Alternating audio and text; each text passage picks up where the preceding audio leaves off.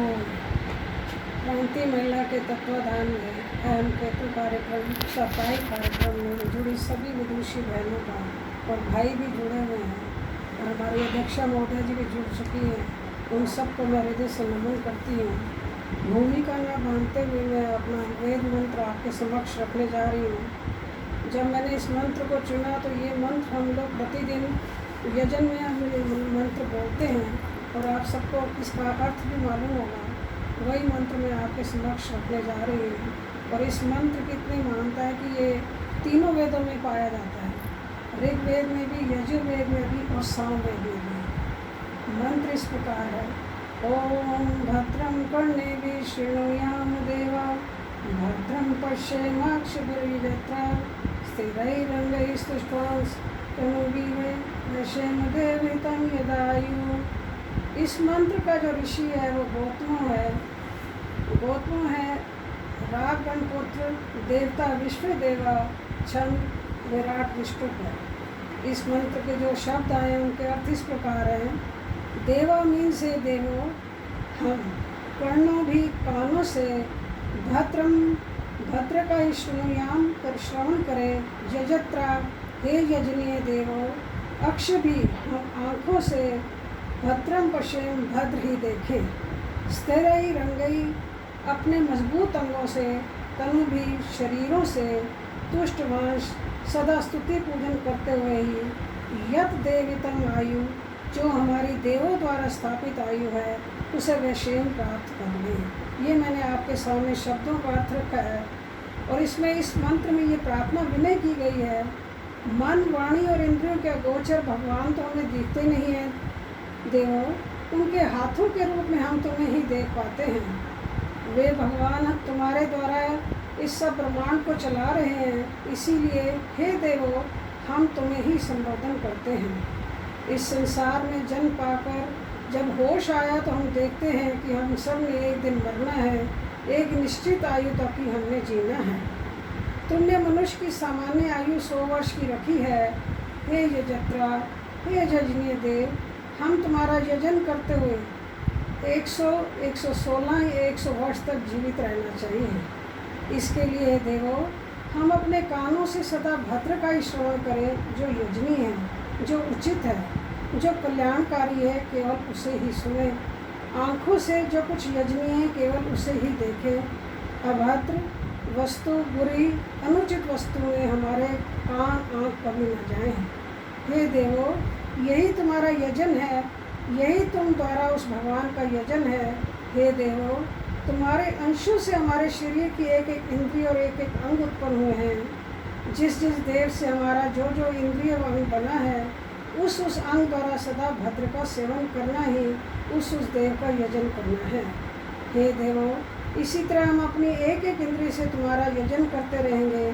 तुम्हारे हाथ और पैर सदा भद्र का सेवन करने के कारण पूर्ण आयु तक चलने योग्य, दृढ़ और बलवान होंगे।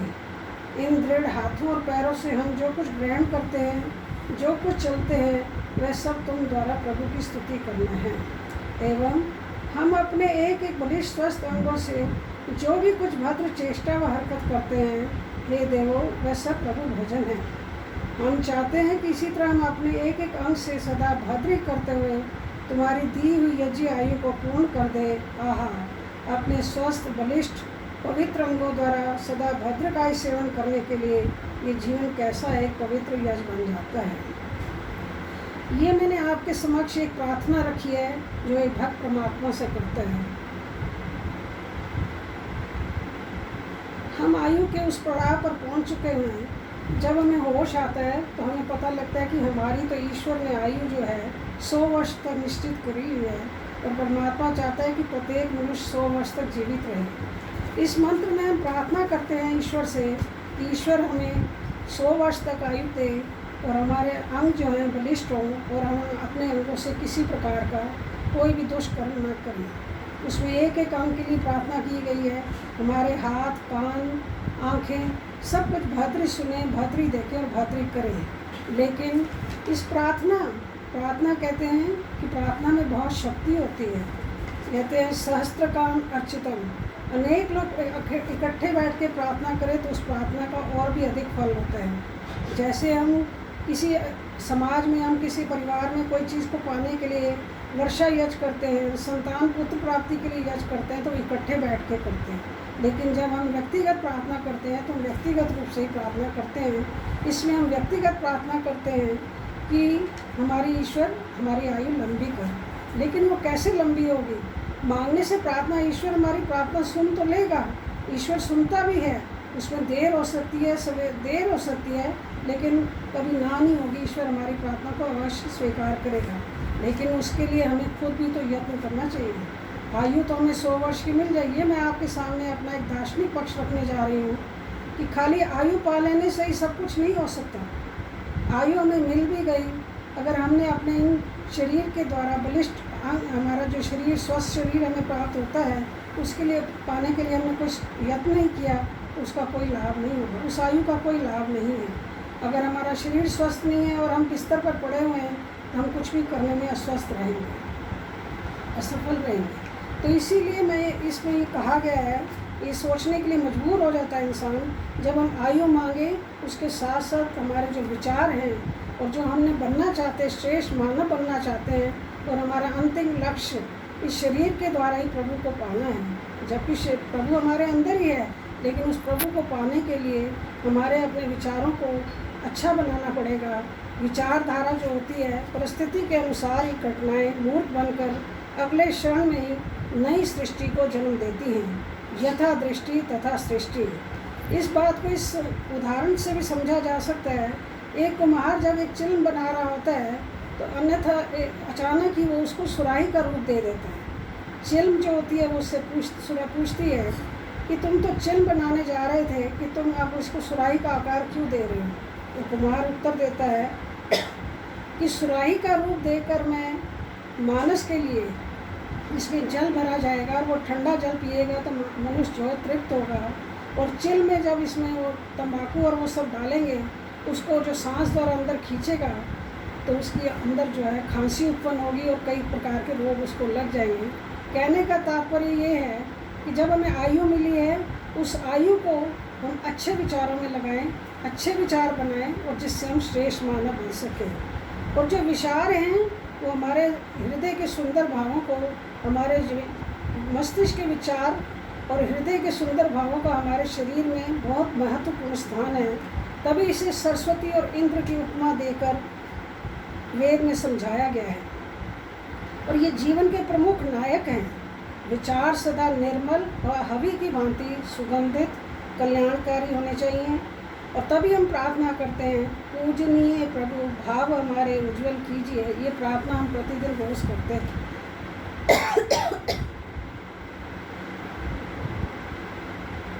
ये प्रार्थना हम रोज़ प्रतिदिन करते हैं, पर वो हम करते हैं, लेकिन उस परमात्मा में जब हम प्रार्थना ये करते हैं तो क्या हम उस परमात्मा में जुड़े होते हैं, या खाली पढ़ने के लिए पढ़ लेते हैं, रटने के लिए रट लेते हैं और गा लेते हैं? कभी हमने उस प्रार्थना को करते वक्त अपने हृदय को इस ईश्वर से क्या जोड़ने का प्रयत्न किया? नहीं। मुझे तो नहीं लगता कि हम हर वक्त उस वक्त अपने आप को उससे जोड़ते हैं। ऐसे लगता है जैसे हम पढ़ते जा रहे हैं, गीत गाते जा रहे हैं, उस प्रार्थना का कोई असर नहीं होगा, उन विचारों का कोई हमारे जीवन पर असर नहीं होगा। तो कहते हैं परमेश्वर जो है विश्व का चक्षु रूप है। हम आँखों से कहते हैं कि हम आँखों से अच्छी चीज़ें देखें। आँखें जो है हमारे मन रूपी ज्ञान नेत्र हैं, प्रतीक हैं। इसीलिए हमेशा कहते हैं पश्येम श्रद्धा शतम। हम इन आँखों से 100 वर्ष तक देखते रहें, लेकिन क्या देखें? जो उचित है, जो उपयोग के लिए है। ये नहीं कि इधर उधर हम अपनी आँखों को लगाते रहेंगे, क्योंकि जब जो आँखों से देखेंगे वही हमारे विचार बनेंगे, वही हमारे शब्द बनेंगे। तो इसीलिए जैसे ईश्वर ने तो हमें सब कुछ प्रदान कर दिया हुआ है।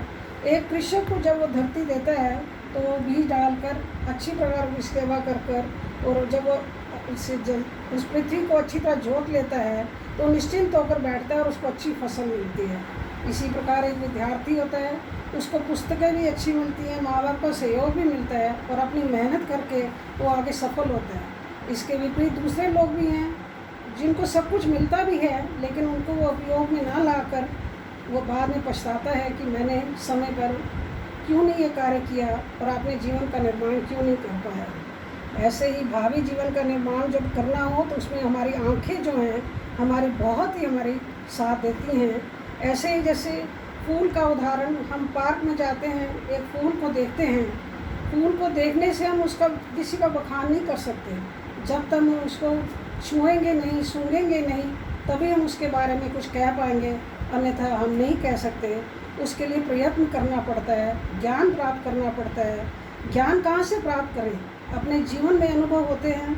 हम जब अपने जीवन को हम अच्छे रास्ते पर चलेंगे, ज्ञान हमें प्राप्त होगा। अपने आप को हमें अपने कर्तव्यों को नहीं भूलना। ईश्वर ने आयु तो दी, हमने उसमें अपने बलिष्ठ अंग भी मांग लिए परमात्मा से, भद्र कार्यों के लिए भी प्रार्थना कर ली, लेकिन उसके लिए हमें श्रेष्ठ मार्ग पर जाना चाहिए। श्रेष्ठ मार्ग से हटकर प्रेम मार्ग की ओर नहीं जाना चाहिए। लेकिन होता क्या है, जब हम इस दुनिया में आते हैं, हम दुनिया की इस दुनियादारी में इतने मस्त हो जाते हैं, हम सोचते हैं कि हमने प्रार्थना कर ली, हमें आयु मिल जाएगी, सब कुछ मिल जाएगा। लेकिन हम उस आयु को मिल तो जाएगी, उस आयु को हम इस दुनियादारी में इतना मस्त हो जाते हैं, हम भूल जाते हैं कि हमारा कर्तव्य क्या है। हमारे कर्तव्य ज्ञान को प्राप्त करना, और उस ज्ञान को प्राप्त करके ही हम प्रभु के साथ जुड़ सकते हैं और आत्म तत्व को पा सकते हैं। जब आत्म तत्व को खोज करेंगे तभी हम परम आत्म तत्व हो पाएंगे। जब हम सत्संग स्वाध्याय आरंभ करते हैं, जब हम उस पर पूरे मन से बैठते हैं, तभी हम उस आत्म तत्व को पाने का जो हमारी प्रयत्न है वो सफल हो पाता है। अन्यथा क्या होता है, हम सत्संगों में जाते हैं, बैठते हैं, चाहे वो ऑनलाइन है या ऑफलाइन हो, या कभी स्वाध्याय के लिए पुस्तक पढ़ते भी हैं तो पन्ने पलटते रहते हैं, मंत्र भी पढ़ लिया, कभी हमने उस अर्थ को विचार नहीं किया।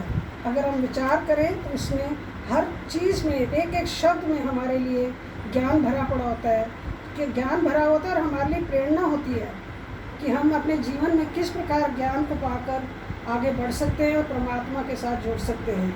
पृथ्वी और जो कि पृथ्वी लोक है, इसमें संयम बरतते हुए अपनी भावनाओं को अच्छे मार्ग पर लगाते हुए हम पवित्रता और निश्चलता से परमात्मा को पा सकते हैं और अपने विचारों को शुद्ध करें और ईश्वर प्राप्ति के मार्ग को प्राप्त करें। स्वस्थ शरीर में स्वस्थ मस्तिष्क निवास करता है। इसके लिए हमें आयुर्वेद में जो भी हमारे खान पान के विषय में बताया गया, अगर हम उन सब नियमों का पालन करेंगे तो हमारा शरीर भी स्वस्थ रहेगा और हम परमात्मा को भी पा लेने में सफल हो पाएंगे।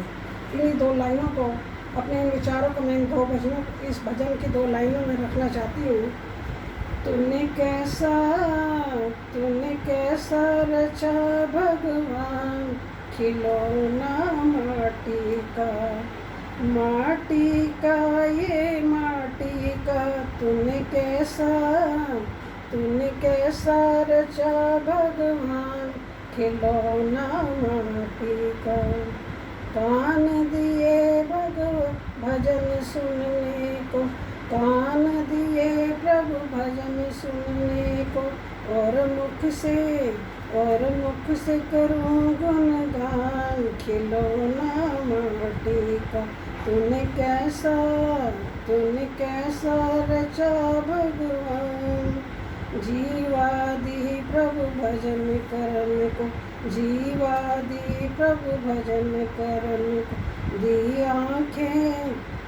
आँखें कर पहचान, खिलौना माटी का।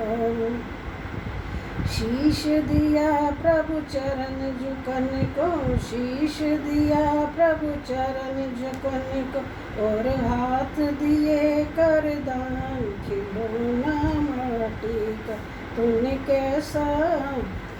कैसा रचा भगवान, खिलौना माटी का। धन्यवाद रचना जी, समय देने के लिए आपका बहुत बहुत धन्यवाद।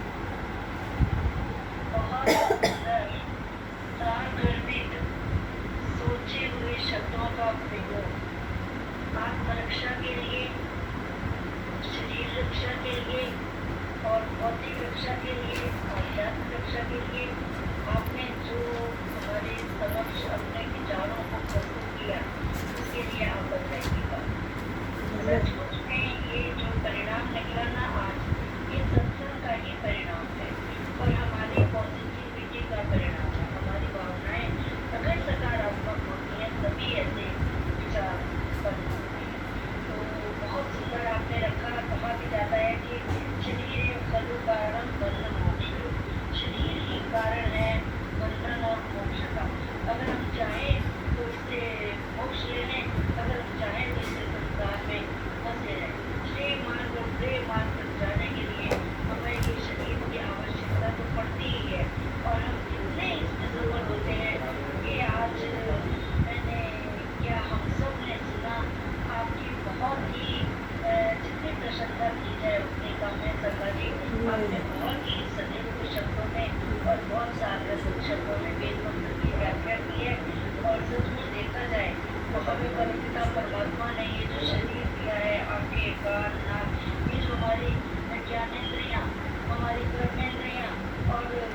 रचना रचना उभय इंद्रिय है, जो कि काम भी करता है, बाहर भी जाता है, अंदर भी जाता है, सब तरह से काम करता है।